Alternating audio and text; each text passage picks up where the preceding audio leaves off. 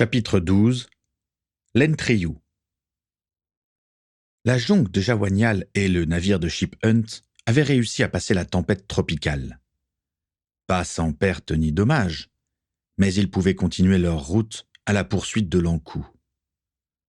Ship Hunt sentait qu'ils approchaient du but. L'Ankou ne pouvait être que là-bas, et bientôt, il serait à lui. Il ignorait ce que recherchait Jawanial, mais cela valait sûrement le coup. Aussitôt qu'il l'aurait l'Ankou, il supprimerait l'Indonésien et s'emparerait de cet objet. L'île où se trouvait l'Entreyou, et dont Kinnon lui avait donné les coordonnées, ne se trouvait plus très loin. Bientôt, tout serait fini.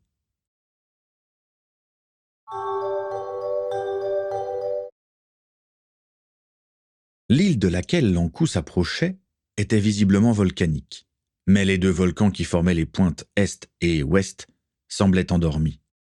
Le point culminant n'était pas un volcan, mais une simple colline culminant à quelque chose comme 500 mètres. Entre les deux pointes les plus éloignées, il devait y avoir une vingtaine de kilomètres. Des formes étranges et régulières se trouvaient à intervalles réguliers le long de la côte. En s'approchant, les pirates constatèrent qu'il s'agissait de statues géantes à l'apparence humanoïde, avec des yeux d'un blanc presque transperçant. « Où sommes-nous » questionna Dennis Tuckson. « Les habitants de cette île l'appellent Rapa Nui », répondit Gaël. « Ces statues portent le nom de Moaïs. »« C'est ici l'Entreyou » fit John. « Oui. Approchons-nous de Benepou, la baie, juste là. C'est là que nous allons jeter l'ancre. Mais avant, je dois faire quelque chose. Tu prends les commandes. » Gaël s'élança dans les vergues et se hissa jusqu'à la hune du mât de misaine. Il demanda aux pirates présents de redescendre sur le pont. Une fois seul, il chercha quelque chose dans son pourpoint et en ressortit le pendentif de cristal récupéré à Jayakarta. Il le passa autour du cou, le laissant en évidence sur sa poitrine. Il mit les bras en croix. « Nemari asala namao » psalmodie-t-il.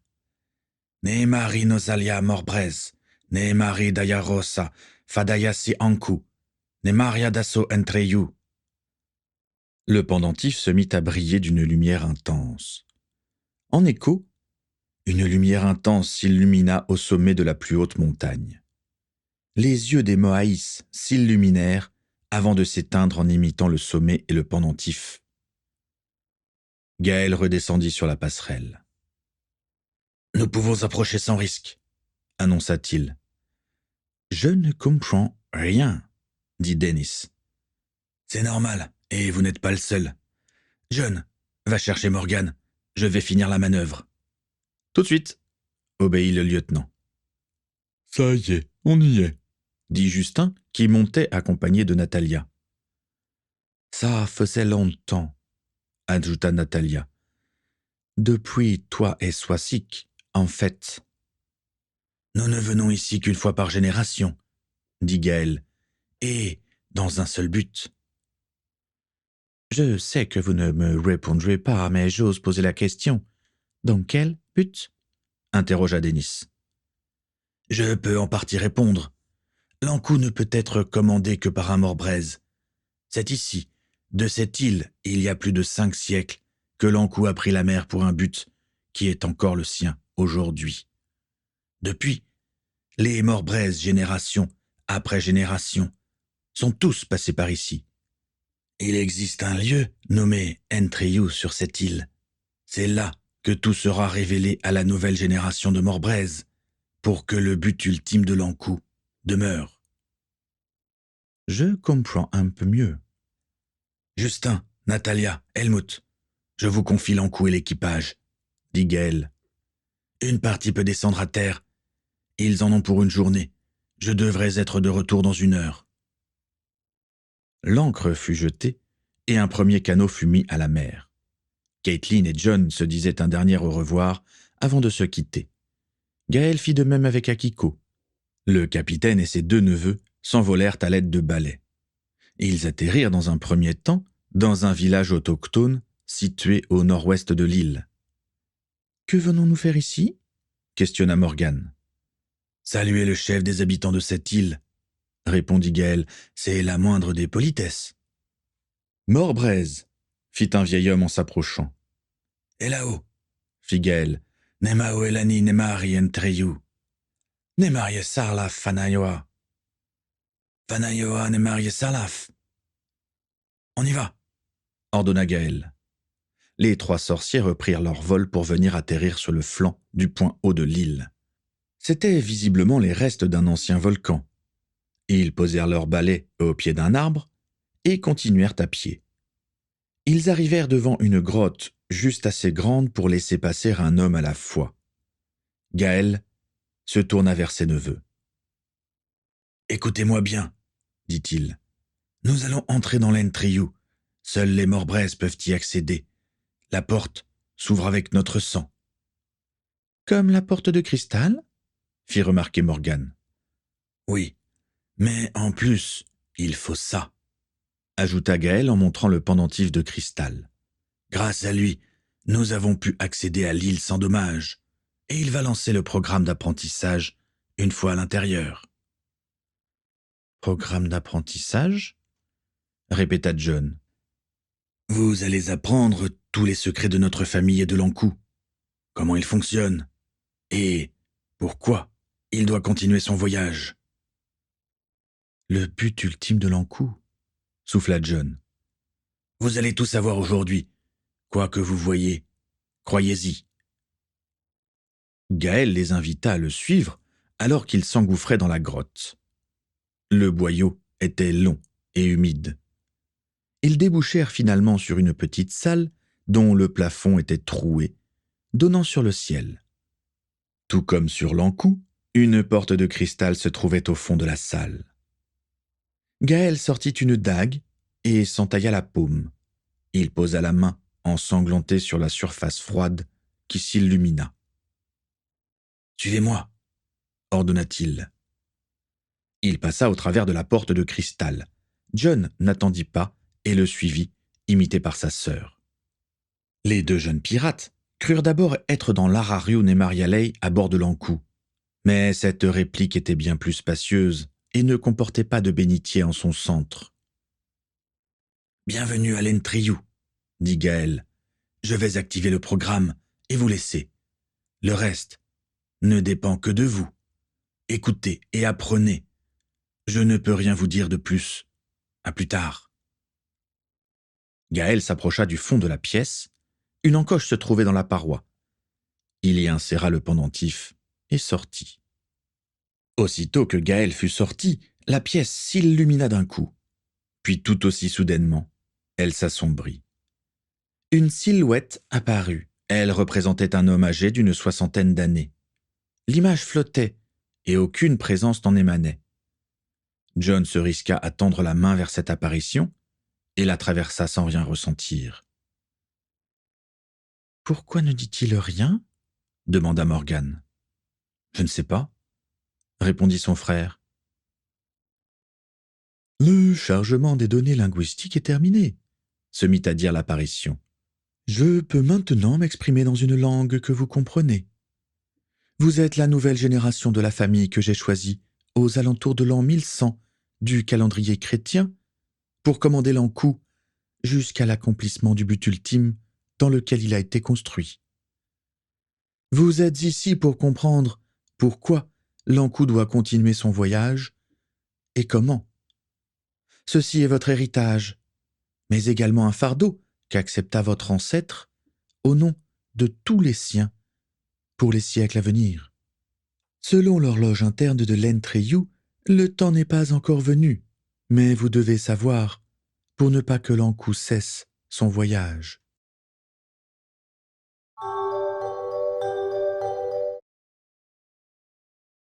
Gaël se posa sur la plage près de ses amis. Akiko vint jusqu'à lui, bientôt rejoint par Caitlin. « Et John et Morgan ?» demanda-t-elle. « Ils ont des choses à apprendre, » dit Gaël. « Et ils seront de retour demain. En attendant, Détendons-nous. Il n'y a rien d'autre à faire qu'attendre. Ne t'en fais pas, Kate. Il ne risque rien. Sauf peut-être une migraine. Gaël s'excusa auprès de Caitlin et s'éloigna en tenant précieusement la main d'Akiko. Caitlin retourna auprès des autres la mine pensive. Natalia sourit en venant s'asseoir à côté d'elle. « Je me souviens que j'étais à ta place il y a près de 30 ans, dit-elle. Je n'étais pas amoureuse de Gaël, mais ça ne m'a pas empêché de m'inquiéter pour lui et pour sa sœur Swazik. Mais tu n'as pas à t'en faire. Ils vont juste passer une journée dans un endroit spécial et revenir. » « Je ne m'en fais pas, » assura Caitlin. « C'est juste que... il te manque, n'est-ce pas? » « Oui. »« C'est normal. Tu es amoureuse. Je suis sûre qu'il pense à toi, là où il est. »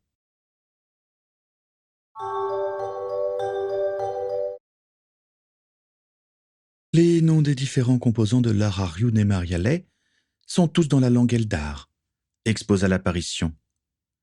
Le peuple Eldar a basé sa société et ses connaissances sur les cristaux. L'Ankou est une fusion entre les connaissances de ce peuple sage, la magie des sorciers et la technologie des moldus. Les écritures présentes dans l'Araryun et Marialay sont écrites en Eldar. Le nom Araryun et Marialay signifie matrice cristalline de transfiguration physico-énergétique. Cela signifie que par le biais de cette pièce, vous pouvez modifier l'Ankou au gré de vos envies et de vos désirs. L'Ankou devra évoluer au fil des siècles pour toujours avoir un temps d'avance. Il n'y a qu'une seule limite, l'imagination de son capitaine. L'Araryun et Marialay est commandé à partir de l'hôtel situé en son centre et appelé Fayalan Saoya, l'interface de contrôle. Le Fayalan Saoya contient un liquide ressemblant à s'y méprendre à de l'eau.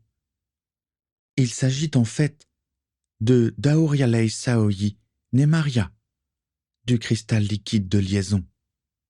Il permet de créer le lien entre le capitaine et le navire pour effectuer les modifications ou prendre le contrôle du navire.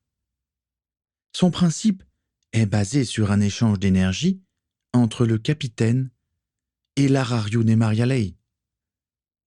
L'exposé dura ainsi durant des heures et des heures. L'apparition décrivait le moindre rouage de l'Araryun et Marialay. En l'écoutant, John et Morgan comprirent pourquoi Gaël était si fatigué en sortant la dernière fois. Le lien ponctionnait beaucoup d'énergie au capitaine. La raison pour laquelle Tatiana Gorluna n'avait pas pu entrer dans l'Araryun et Marialay fut aussi donnée.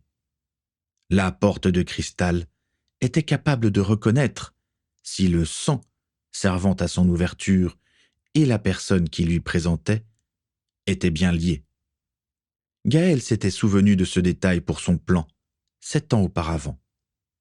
Si vous vous sentez perdu avec tous ces mots en Eldar et les écritures de l'Araryun et Marialay, sachez que je suis en même temps que de vous donner les explications, en train de vous transférer directement cette langue dans vos cerveaux, continua l'apparition. Vous me direz, pourquoi ne pas faire de même avec le fonctionnement de l'Ankou? Eh bien, le cerveau humain a ses limites. Il ne peut assimiler plus d'une chose à la fois par la méthode télépsychique, et l'autonomie en énergie d'Elen-Triou ne permet d'activer le programme qu'une fois par génération. C'est pourquoi vous devez supporter d'apprendre à l'ancienne. Les heures passèrent. Morgan et John ne ressentaient pas la fatigue. Ils auraient pu s'en montrer surpris si l'apparition ne leur avait pas expliqué plus tôt que l'En-Triou maintenait leur corps et leurs esprits alertes pour suivre le programme. Vous savez maintenant tout du fonctionnement de l'Ankou, dit l'apparition. Selon l'époque où vous vivez, vous avez plus ou moins compris. L'important n'est pas de comprendre tous les rouages du fonctionnement de l'Ankou, mais de savoir s'en servir. Et je dois vous dire dans quel but l'Ankou a été créé et pourquoi la famille Morbraise a dû se lancer dans cette quête à travers le temps. Lorsque j'ai rencontré Yannig Morbraise, le premier capitaine de l'Ankou, cela faisait déjà 30 ans que j'attendais sur cette île. Les habitants m'avaient nommé Némarié Sarlaf, le messager du cristal. J'étais apparu devant eux dans une boule de lumière cristalline. Ils m'ont pris pour un dieu ou un de leurs envoyés. J'ai mis ces années à profit pour construire l'Entriyu, car j'avais un but à atteindre. Mais pour qu'il ait une chance d'être atteint, il me manquait un élément essentiel. Le hasard, Dieu, le destin, appelez-le comme vous le voulez. Mais un jour, un navire venu de la très lointaine Bretagne s'échoua sur les côtes de Rapa Nui. Les survivants étaient tous très affaiblis. La première chose fut de les soigner. Heureusement, l'Entriyu permit de le faire en un temps record. J'expliquai la situation au capitaine Yannig Morbraise, un homme d'honneur, comme j'en ai peu connu. Lui et son équipage devinrent les premiers passagers de l'Ankou. L'Ankou avait été fait en se basant sur les restes de leur navire échoué. Il fallut des mois pour que la Lune permette de finaliser l'Arariu Nemarialei.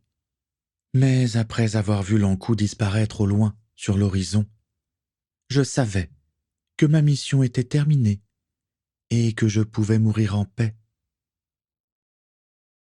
Dans plusieurs siècles, une terrible guerre va éclater, continua l'apparition.